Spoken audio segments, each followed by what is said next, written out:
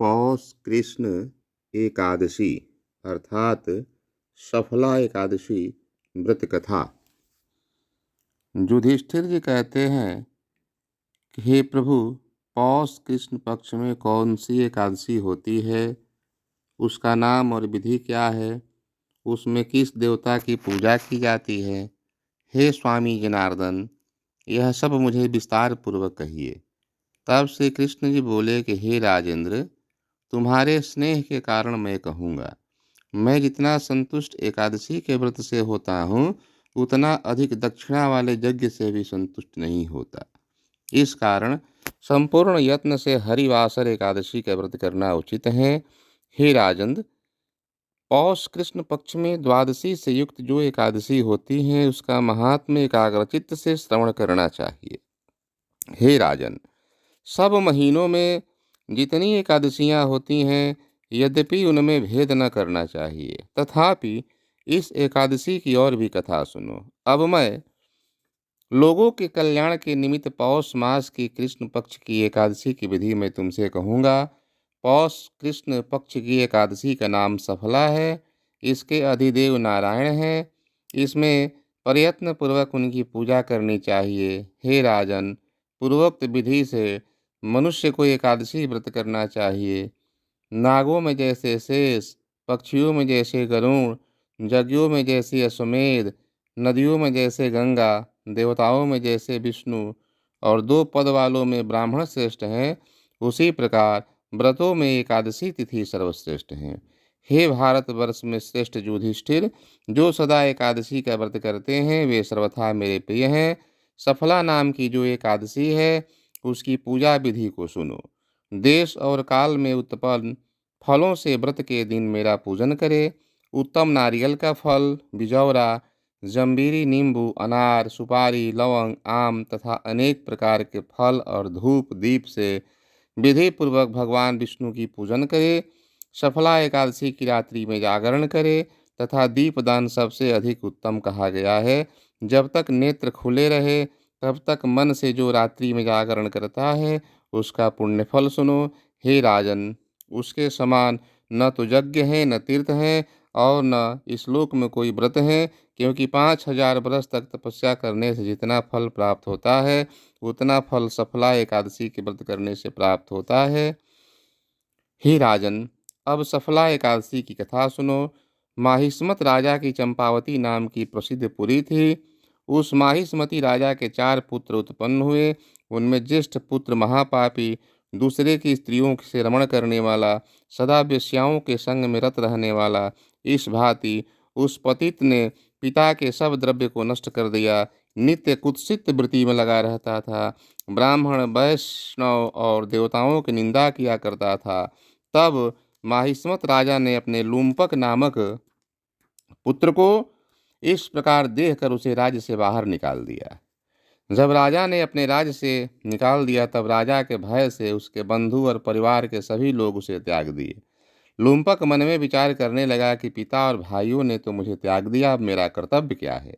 इस प्रकार की चिंता में मग्न हो पाप में बुद्धि को प्रावृत्त कर विचार किया कि पिता की पूरी का परित्याग कर मैं वन में चलूंगा। दिन भर वन में रहकर रात को नगर में चोरी करके पिता का सब धन लूट लूंगा। इस प्रकार मन में विचार कर सदैव से पतित वह लुम्पक पुरी को त्याग कर सघन वन में चला गया। वह पापी नित्य वनचरों का घात करता था, चोरी करने में तत्पर होकर के समस्त नगर की चोरी करता था। गृहस्थ जब उसे पकड़ भी लेते तो महिष्मत राजा के भय से उसे छोड़ देते थे। इस प्रकार वह पापी जन्मांतर के पाप से राज्य भ्रष्ट हो गया। नित्य मांस और फल का भक्षण करता था। उस दुष्ट का आश्रम वासुदेव भगवान को प्रिय था, क्योंकि वहाँ बहुत वर्षों पुराना एक पीपल का वृक्ष था। उस महावन में वह देवता के समान हो गया था। उसी स्थान में वह पाप बुद्धि लुम्पक कुछ काल तक निवास करता रहा। दुष्कर्म में रत और निंदित कर्म को करते हुए उसे पौष कृष्ण पक्ष की सफला एकादशी का दिवस प्राप्त हुआ। हे राजन, 10वीं की रात्रि को वस्त्रहीन होने के कारण ठंडक से पीपल के निकट उसे इतना दुख हुआ कि वह बेहोश हो गया, और इतना दुखी हुआ कि पीपल के नीचे सुख तो कहाँ था, आंखों में झपकी तक न लगी। इस प्रकार वह जागरण से मृतक के समान हो गया। रात को ठंडक से दांत बजने लगे। इस प्रकार रात्रि व्यतीत हुई। सूर्य के उदय होने पर भी चैतन्य नहीं हुआ। जब सफला एकादशी के दिन मध्याह्न काल हुआ तब पहले से बेहोश हुए उसको कुछ चेतना हुई। चैतन्य होने पर क्षण भर के पश्चात धीरे धीरे उठता हुआ वह पग पग पर गिरता हुआ लंगड़े की भांति चलता हुआ, क्षुधा और प्यास से पीड़ित हो जाने पर वह उस दुरात्मा लुम्पक में जीव हत्या करने की शक्ति न रही। इस प्रकार जमीन में गिरे हुए फलों को उठाकर वहां आया। तब तक सूर्य भगवान अस्त हो गए। उन सब फलों को वृक्ष के मूल में रखकर वह दुखी हो इस प्रकार विलाप करने लगा कि हाय पिता, न जाने और क्या होगा। लाचार हो कहने लगा कि इन फलों से हरि भगवान प्रसन्न होवे। यह कह करके लुम्पक उस रात्रि को भी जागरण करता हुआ बैठा रह गया। उस जागरण से भगवान मधुसूदन ने सफला एकादशी का व्रत और उन फलों से पूजन स्वीकार कर लिया। इस प्रकार लुम्पक ने अकस्मात वह उत्तम फल प्राप्त कर लिया और व्रत कर लिया। उसी व्रत के प्रभाव से उसको अकंटक राज्य प्राप्त हुआ। हे राजन, पुण्य का अंकुर जैसे उदय होकर लुम्पक को मिला उसे सुनिए। सूर्योदय के समय एक दिव्य अश्व लुम्पक के निकट आकर खड़ा हो गया और उसी समय शरीर रहित वाणी आकाशवाणी हुई कि हे राजपुत्र, वासुदेव के प्रसाद और सफला के प्रभाव से तेरा राज्य निष्कंटक होगा। तू पिता के समीप जा और निष्कंटक राज्य को भोग। ऐसी आकाशवाणी को सुनकर तथास्तु कहकर वह दिव्य रूपधारी हो गया। अपनी मति को विष्णु भगवान के चरणों में लगा दिया और दिव्य आभूषणों से विभूषित होकर के पिता को नमस्कार कर गृह में रहने लगा। तब उस वैष्णव को उसके पिता ने निष्कंटक राज्य दिया और उसने बहुत काल तक राज्य किया। हरिवासर अर्थात एकादशी के दिन विष्णु की भक्ति में सदा लीन रहने लगा और श्री कृष्ण के प्रसाद से उसको मनवांछित सुंदर पुत्र और स्त्री मिली।